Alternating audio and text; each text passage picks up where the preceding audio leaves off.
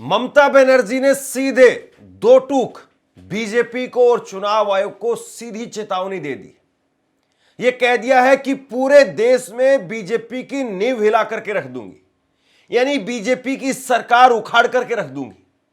और चुनाव आयोग से ममता बनर्जी के भतीजे अभिषेक बनर्जी, जो खुद सांसद है, उन्होंने बाकायदा जवाब देते हुए कहा है कि अगर चुनाव आयोग में हिम्मत है तो चुनाव आयोग लाइव मीटिंग करे सांसदों के साथ में। हमारे सांसदों के साथ में 10 सांसद जा रहे हैं टीएमसी के मिलने के लिए, और उन 10 सांसदों के साथ में जो बैठक होगी चुनाव आयोग की एसआईआर को लेकर के, उस बैठक का लाइव प्रसारण किया जाए, सबको दिखाया जाए, सबको बताया जाए कि चुनाव आयोग क्या जवाब देता है, हम क्या सवाल उनसे पूछते हैं। हम 5 सवाल पूछने वाले हैं उनसे, और इन 5 सवालों का लाइव प्रसारण किया जाए। ममता बनर्जी का हेलीकॉप्टर रोक दिया गया तो ममता बनर्जी सड़क के रास्ते से निकल गई, और वहां पर जाकर के जो बीजेपी का गढ़ माना जाता रहा मतवा समुदाय के लोग, वहां पर जाकर के ममता बनर्जी ने हुंकार भरी और कहा कि अगर आप लोग अवैध हैं, बंगाल का वोटर वो अवैध है, तो फिर ये मोदी सरकार कब से वैध हो गई। ये मोदी सरकार भी अवैध है। अगर मुझ पर हमला करने की कोशिश की गई, अगर मुझसे खेलने की कोशिश की गई, तो बीजेपी को बार बार बता रही हूं, बार बार चेतावनी दे रही हूं, छोड़ूंगी नहीं। पूरे देश में बीजेपी की नींव हिला करके रख दूंगी। ये तेवर ममता बनर्जी के आज निकल करके सामने आए। और ममता बनर्जी ने जब उनका हेलीकॉप्टर रोक दिया गया तो सड़क के रास्ते से जाकर के रैली को संबोधित किया। इसीलिए कहा जाता है ममता को चुनौती देना और ममता को हराना बहुत मुश्किल काम है। और ममता बनर्जी अभी से ही, चुनाव तो मार्च अप्रैल में होंगे, लेकिन चुनाव से पहले अभी से ही वो घर में नहीं बैठी है, लोगों के बीच में है। और ममता बनर्जी की यही स्टाइल है कि वो लोगों के बीच में रहती। तो करीब करीब 5-6 महीने पहले आप सोचिए, लोग 50 दिन पहले जो है वो शुरू करते हैं अपने कार्यक्रम को। 50-60 दिन पहले, 2-3 महीने पहले चुनाव का माहौल बनने लगता है। लेकिन ममता बनर्जी 5-6 महीने पहले से, और वैसे तो ममता बनर्जी वो सड़क पर ही रहती है। जब वो विपक्ष में थी तब तो सड़क की राजनीति करके आई ही है सरकार के अंदर, लेकिन सरकार में आने के बावजूद भी वो सड़क पर दिखाई देती। कभी वो मार्च निकालती हैं, कभी वो हिंदू मुस्लिम एक करने के लिए किसी हिंदू पुजारी को, मुस्लिम मौलवी को, चर्च के पादरी को, सिख को वो साथ में लेकर के मार्च निकालती हैं कि बीजेपी का एजेंडा यहां हिंदू मुसलमान वाला चलने नहीं देंगे। और आज भी ममता बनर्जी ने कहा कि मैं प्रतिज्ञा लेती हूं, मैं कसम खाती हूं कि जब तक मैं हूं तब तक किसी को भी बंगाल से निकलने नहीं दूंगी। तो ममता बनर्जी के तेवर बीजेपी के लिए बहुत बड़ी परेशानी खड़ी करने वाले हैं, ये साफ तौर पर दिखाई दे रहा है। ममता बनर्जी किस तरीके से बीजेपी को झटका देंगी ये तो चुनाव के वक्त में पता चलेगा, लेकिन फिलहाल ममता बनर्जी ने जिस तरीके से ताल ठोकी है, और उनके भतीजे, उन्होंने तो सीधे चुनाव आयोग को कह दिया है कि भैया लाइव रैली, लाइव प्रसारण करो। ये बंद कमरों के बीच में बातचीत नहीं चलेगी। बंद कमरों के बीच में जो कुछ आप करते हैं उससे जो है वो पारदर्शिता नहीं कहते हैं। पारदर्शिता का मतलब यह है कि आप लाइव करो। और चुनाव आयोग ने स्वीकार कर लिया है, चुनाव आयोग ने टाइम दे दिया है। चुनाव आयोग ने कहा है कि हम टीएमसी के डेलीगेशन को मिलने के लिए तैयार हैं, क्योंकि वहां पर एसआईआर करने वाले जो बीएलओ हैं वो लगातार जान दे रहे हैं, और वहां पर तो बाकायदा एक एफआईआर तक दर्ज हो गई है। तो अब उसके बाद में 10 सांसदों से मिलने का समय चुनाव आयोग ने दे दिया कि 28 तारीख को हम चुनाव आयोग की अधिकारी वो मिलेंगे टीएमसी के इन 10 सांसदों से। डेरेक ओब्रायन, उन्होंने बाकायदा एक चिट्ठी लिखी थी, उसको स्वीकार कर लिया चुनाव आयोग। लेकिन क्या लाइव प्रसारण की बात भी चुनाव आयोग स्वीकार करेगा, यह बहुत बड़ा सवाल है। ममता बनर्जी ने क्या कुछ कहा है मैं कुछ देर बाद में आपको बताता हूं, लेकिन उससे पहले जरा ये ट्वीट आप देखिए। ये ट्वीट आप देखिए और ये ट्वीट किया है ममता बनर्जी के भतीजे अभिषेक बनर्जी ने, और इसका हिंदी तर्जुमा मैं आपको बता रहा हूं। 10 सांसदों के प्रतिनिधि मंडल के लिए समय मांगा गया है। ये प्रतिनिधि भारत की जनता द्वारा चुने गए हैं, जबकि मुख्य चुनाव आयुक्त और चुनाव आयुक्त वो भारत सरकार द्वारा चुने जाते हैं। चुनाव आयोग को पारदर्शी और सौहार्दपूर्ण दिखाने वाले ये बनावटी मात्र हैं। अगर चुनाव आयोग वाकई पारदर्शी है तो वह सिर्फ 10 सांसदों का सामना करने से क्यों डर रही है? बैठक खुलेआम करे, इसका सीधा प्रसारण करे, यानी लाइव प्रसारण करे, और उन 5 सीधे जायज सवालों के जवाब दे जो हमारी पार्टी आपके सामने रखेगी। क्या चुनाव आयोग अपनी पारदर्शिता साबित करने को तैयार है या ये सिर्फ बंद दरवाजों के पीछे काम करता है? ये जो है वो चुनौती दे दी उन्होंने कहा कि भैया ये जो आप ये सौहार्दपूर्ण पारदर्शी जो प्रक्रिया की बात करते हैं तो उसको जरा लोगों को भी बता दीजिए कि आप कितने सौहार्दपूर्ण हैं, कितना हमारे सवालों का जवाब दे रहे हैं। और देखिए बार बार जो है वो मुख्य चुनाव आयुक्त की तरफ से यही बात कही जाती है जब वो प्रेस कॉन्फ्रेंस के लिए आते हैं। अब हमें तो वही बात पता है ना जो वो आधिकारिक तौर पर सामने आकर के कहेंगे कि जो पार्टियां हम पर आरोप लगाती हैं, ये पार्टियां जो चुनाव के बाद में आरोप लगाती है, चुनाव से पहले हमारे पास में आती ही नहीं है, बात ही नहीं करते हैं, बताते ही नहीं है, शिकायत नहीं करते हैं। लेकिन अब वो कह रहे हैं कि हम 5 सवाल पूछना चाह रहे हैं, आप लाइव प्रसारण कर दीजिए। लाइव प्रसारण तो आपको पता है कहां मुमकिन हो पाएगा। वो 5 सवाल एक साथ पूछते हैं। ये 5 सवालों का जवाब मांगने के लिए आए हैं। ज्ञानेश कुमार की प्रेस कॉन्फ्रेंस होती है तो उसमें एक एक करके सवाल नहीं पूछा जाता है, उसमें 5 सवाल वो एक साथ लेते हैं ताकि 1-2 सवाल डंप कर दें तो कोई फर्क नहीं पड़ेगा। यानी जो असली सवाल होगा, जो मूल सवाल होगा, जोरदार सवाल होगा, उसको छोड़ देंगे, बाकी सवालों का जवाब दे देंगे, फिर आगे बढ़ जाएंगे और कहेंगे कि देखिए हमने प्रेस कॉन्फ्रेंस की, 1 घंटे की प्रेस कॉन्फ्रेंस की, 20 सवालों का जवाब दिया, लेकिन 20 सवालों में 5 करके सिर्फ 4 बार ही पूछा गया। खैर, ममता बनर्जी आज वो रैली करने के लिए पहुंची और ममता बनर्जी वो नॉर्थ 24 परगना के अंदर बनगांव में रैली को संबोधित उन्होंने किया और बीजेपी पर जम करके हमला बोला। ममता बनर्जी ने चुनाव आयोग को भी कटघरे में खड़े करते हुए कहा कि आयोग का काम निष्पक्ष रहना है, बीजेपी का कमीशन बनना नहीं है। ये ममता बनर्जी कह रही कि भैया आपका काम यह है कि आप निष्पक्ष बन करके चुनाव करें, आप इस पक्ष के भी नहीं, उस पक्ष के भी नहीं। चुनाव आयोग भी यही कहता है कि हम तो समकक्ष हैं, सबके लिए बराबर है, लेकिन चुनाव आयोग की साख कैसे है और किस तरीके से है आज के वक्त में, ये सब जानते हैं। ममता ने एसआईआर को लेकर के बीजेपी और केंद्र पर हमला बोलते हुए कहा कि एक एसआईआर पूरा होने में 3 साल लगते हैं, हमने कभी इसका विरोध नहीं किया, बस इतना ही कहा है कि किसी भी वास्तविक वोटर का नाम नहीं काटा जा सकता है। तो ममता बनर्जी कह रही है कि भैया एसआईआर की प्रक्रिया पूरे होने में करीब 1.5-2 साल 3 साल का वक्त लग जाता है, आप सिर्फ 1 महीने का समय दे रहे हैं। 4 नवंबर से लेकर के 4 दिसंबर के बीच में एसआईआर की ये प्रक्रिया जो फॉर्म बांटने की है और फॉर्म इकट्ठा करने की है वो पूरी होनी है। उसके बाद में वोटर ड्राफ्ट लिस्ट जो है वो जारी की जाएगी, फिर फाइनल वोटर लिस्ट जो है वो जारी की जाएगी।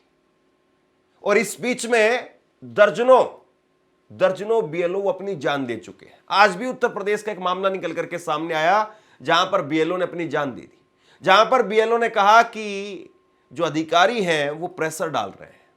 अब ये बड़ा हैरान करने वाला मामला है कि सिर्फ नाम लेने के लिए, नाम देने के लिए, फॉर्म भरवाने के लिए ऐसा भी क्या प्रेशर है कि दर्जनों अधिकारी अपनी जान दे रहे हैं। ये वाकई समझ से परे की बात है। पहले भी एसआईआर हुआ है, मैंने कई वरिष्ठ पत्रकारों से बात की कि क्या पहले जब एसआईआर हुआ था तो उस दौर में, उस वक्त में क्या वाकई ऐसे ही बीएलओ जान दे रहे थे?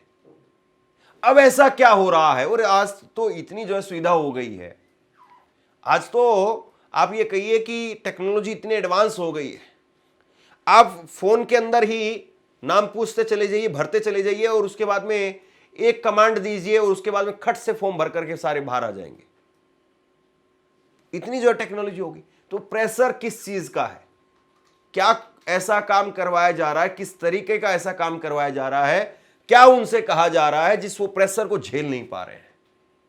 और देखिए, जीवन कोई आदमी, अगर 1 आदमी है, 2 आदमी है, 5 आदमी, समझ में आता है कि हो सकता है कि उनके कोई अलग अलग कारण रहे होंगे, अलग अलग वजह रही होगी, लेकिन यहां इतने आदमी जान दे चुके हैं। पश्चिम बंगाल में बहुत सारे लोगों की जान चली गई है और ममता बनर्जी कह रही है कि हम बीएलओ के साथ खड़े रहेंगे, हम अधिकारियों के साथ खड़े रहेंगे, लेकिन उसके बावजूद जो है वो ताबड़तोड़ वहां पर जान जा रही। समझ से परे की बात है। ममता बनर्जी ने आरोप लगाया कि बीजेपी अपने दफ्तर में बैठ करके लिस्ट फिक्स कर रही है। यह सबसे बड़ी बात है।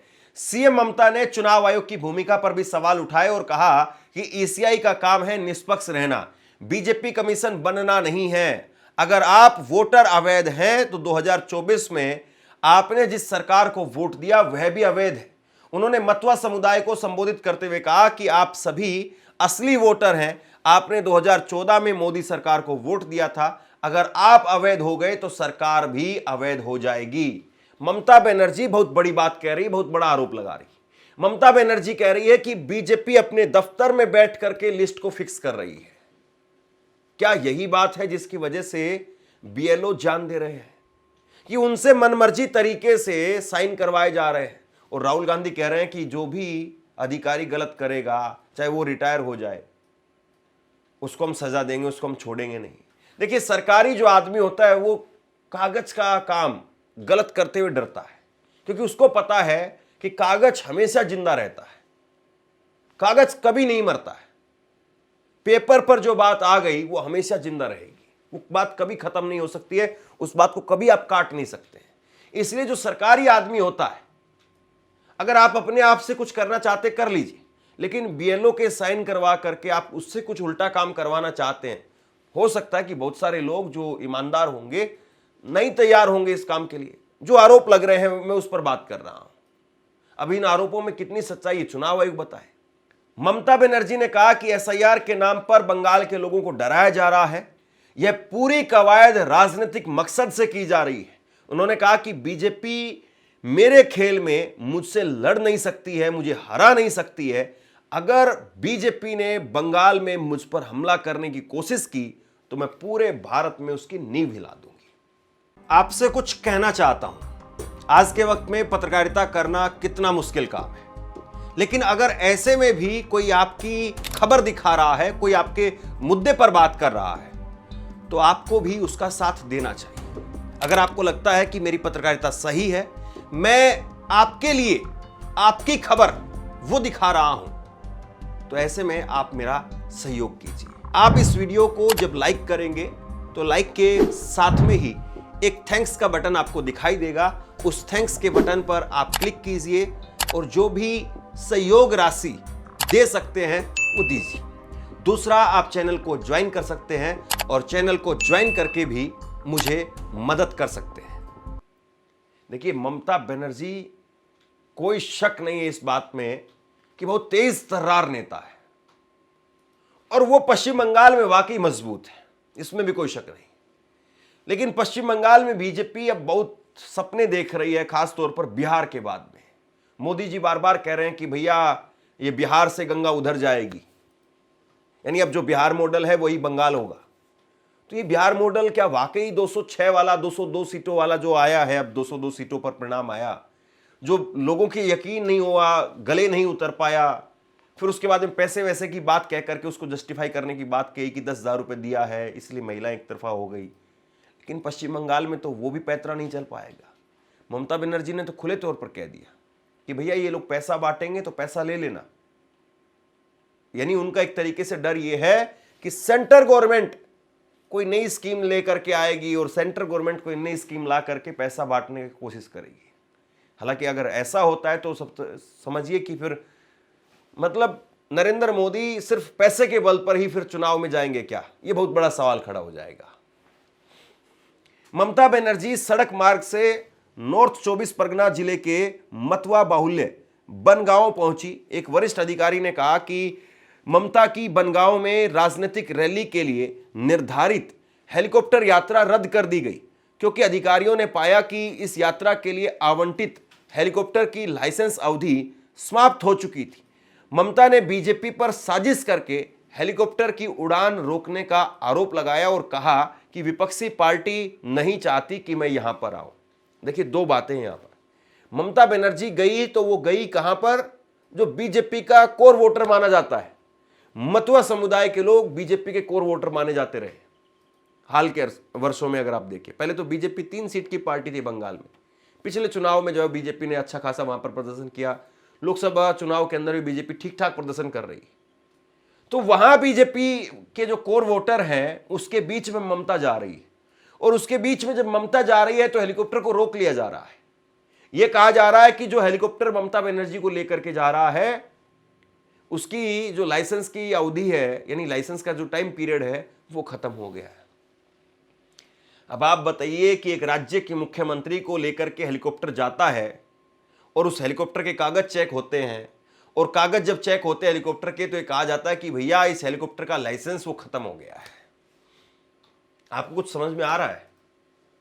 क्या वाकई आपने ऐसी कोई कहानी, ऐसी कोई खबर, ऐसी कोई बात कभी नरेंद्र मोदी के लिए या दूसरे किसी राज्य के मुख्यमंत्री के लिए सुनी है कि वहां पर फला बीजेपी का मुख्यमंत्री जा रहा था हेलीकॉप्टर से और उसको रोक दिया गया और कहा गया कि हेलीकॉप्टर की जो लाइसेंस है, टाइम पीरियड, वो खत्म हो गया है ना कमाल। ममता बनर्जी ने तल्ख लहजे में कहा कि बीजेपी को मैं बार बार कहती हूं मेरे साथ खेलने की कोशिश मत करो, चाहे जितनी एजेंसी लगा दो, चाहे पूरी केंद्र सरकार की ताकत लगा दो, मेरे साथ खेल नहीं कर पाओगे, खेल नहीं पाओगे। ममता ने दावा किया कि चुनाव से पहले पैसे बांटने की कोशिश होगी, लेकिन लोग पैसे लेंगे फिर भी बीजेपी को वोट नहीं देंगे। तो ममता बनर्जी खुले तौर पर बीजेपी को यहां पर चुनौती दे रही है कि भैया जितनी एजेंसी लगानी लगा दो, ईडी, सीबीआई, जो लगाना लगा दो, जिस भी तरीके से आपको ताकत झोंकनी है झोंक दो, लेकिन मुझे नहीं डरा पाओगे, मुझे किसी कीमत पर बंगाल में नहीं हरा पाओगे। ये ममता बनर्जी कह रही है, और ममता बनर्जी का जो स्टाइल है वो इसी तरीके का है। बीजेपी बहुत कोशिश कर रही है कि ममता बनर्जी को एक खलनायिका के तौर पर पेश करे, लेकिन बीजेपी की वो कोशिशें पिछली बार भी हमने देखा था। बीजेपी मजबूती से चुनाव लड़ती है, इसमें कोई शक नहीं, और बीजेपी वहां से वॉशिंग मशीन चला करके उधर से जिस भी नेता को तोड़ करके लाना हो, जो भी करना हो, सब करने के लिए तैयार है, लेकिन बीजेपी फिर भी ग्राउंड नहीं बना पा रही है। और अकेले मोदी के नाम पर आप ममता को हरा पाएंगे, ये बहुत मुश्किल काम है। आपने वहां पर बीजेपी के टीएमसी के शुभेंदु अधिकारी को तोड़ करके बीजेपी में शामिल करवा लिया, लेकिन अभी भी एस्टैब्लिश नहीं कर पाए हैं, आप स्थापित नहीं कर पाए। अब शुभेंदु अधिकारी कौन है? शुभेंदु अधिकारी है तो ममता बनर्जी का ही नेता। मैं ये नहीं कह रहा हूं कि शुभेंदु अधिकारी किसी रोज इस तरफ से उस तरफ चला जाए, हालांकि राजनीति में कुछ भी संभव है, लेकिन फिर भी अब उधर की तरफ शुभेंदु अधिकारी क्यों जाएंगे? बीजेपी के साथ में इतने अब काफी लंबे वक्त से हैं भी, 5 साल हो जाएंगे अब, और फिर बीजेपी ने एक तरीके से चेहरा बनाने की कोशिश की, ममता के सामने खड़ा कर दिया, हालांकि ममता ने ही उनको एक तरीके से तैयार किया था। लेकिन आप सोचिए कि बीजेपी के पास में कोई अपना आदमी नहीं है, और आप ममता की बगल से कोई नेता निकाल करके ममता के सामने खड़े करके और ममता को हरा देंगे। क्या इतना आसान है? क्या ममता बनर्जी बिल्कुल मिट्टी की बनी हुई है कि ठीक है आप फूंक मारेंगे और वो उड़ जाएंगी, खत्म हो जाएंगी, बह जाएंगी और मिट्टी में ही मिल जाएंगी? ममता बनर्जी 3 बार की मुख्यमंत्री है, मजबूत नेता है, और ऐसा नहीं है कि वो कहने के लिए मुख्यमंत्री है, वो जमीन पर उतर करके अपने आप को दिखाती है, अपने दबदबे को बताती है, और वो बंगाली अस्मिता को जिस तरीके से जोड़ती हैं अपने साथ में, और इसी से जो है वो बंगाल की पूरी बड़ी नेता बनती है। मतलब बंगालियों को लगता है कि भैया हम कहीं चले जाए, ममता बनर्जी अगर रहेगी तो फिर जो है वो हमको एक तरीके से जो दूसरी जगह पर हम जब जाते हैं और जब हम भाषा बोलते हैं, बंगाली भाषा जब बोलते हैं हम, तो हमको बांग्लादेशी लोग समझते हैं। और ये बीजेपी का एक तरीके से दुष्प्रचार भी रहा कि ये तो रोहिंग्या है, ये बांग्लादेशी हैं। तो बांग्लादेशी जो बंगाली भाषा बोलते हैं उनको बांग्लादेशी समझने की जो है बात होती है, और ऐसे में ममता बनर्जी वो कहती कि भैया मैं हूं बंगाली बोलने वाली, मैं हूं, और मुझे कोई हरा नहीं सकता, यहां से निकाल नहीं सकता, और आपको निकलने नहीं दूंगी, आपको निकालने नहीं दूंगी। ममता बनर्जी ने कहा कि बीरभूम में मेरा जन्म हुआ और मेरी मातृभाषा वो बांग्ला है, बीजेपी चाहे तो मुझे भी बांग्लादेशी कह दे, भाषा का फर्क भूगोल के हिसाब से होता है, लेकिन बांग्ला एक ही है। ममता ने कहा कि बंगाल के लोग मेरी शान है और मेरी प्रतिज्ञा है कि जब तक मैं हूं किसी को यहां से निकलने नहीं दूंगी। देखिए, अब हिंदी अगर आप बोलते हैं, मान लीजिए कि आप दिल्ली के हैं, आप हिमाचल के हैं, आप उत्तराखंड के हैं, आप हिंदी बोलते हैं और उधर से कोई बॉर्डर पार से कोई अगर हिंदी बोलता है तो क्या कोई हिंदी वाले को ये कहता कि नहीं नहीं ये तो नेपाली है या ये फिर जो है वो पाकिस्तानी है? लेकिन बांग्लादेशी भाषा बोलने वाले को लेकर के एक नैरेटिव जरूर बनाया गया और ममता बनर्जी वहीं पर खड़े होकर के अपना एक तरीके से वहां पर छाप लगा देती है कि देखिए ये बंगाली भाषा के विरोधी हैं, ये बंगाली भाषा के कट्टर विरोधी हैं और इसीलिए जो है आपको अगर आपकी नेता चाहिए तो फिर आप मुझे चुनिए और जब तक मैं रहूंगी तब तक किसी की हिम्मत नहीं रहेगी। तो बहरहाल अब एक तरीके से संक्रांत होता हुआ यहां से धीरे धीरे दिखाई दे रहा है और ममता बनर्जी जिस तेवर के साथ में, जिस अंदाज में बीजेपी को, चुनाव आयोग को घेर रही है, देखना दिलचस्प होगा कि बीजेपी की तरफ से अब क्या जवाब आता है। आप क्या सोचते हैं नीचे कमेंट बॉक्स में लिख करके जरूर बताइए। इस खबर को शेयर कीजिए। धन्यवाद।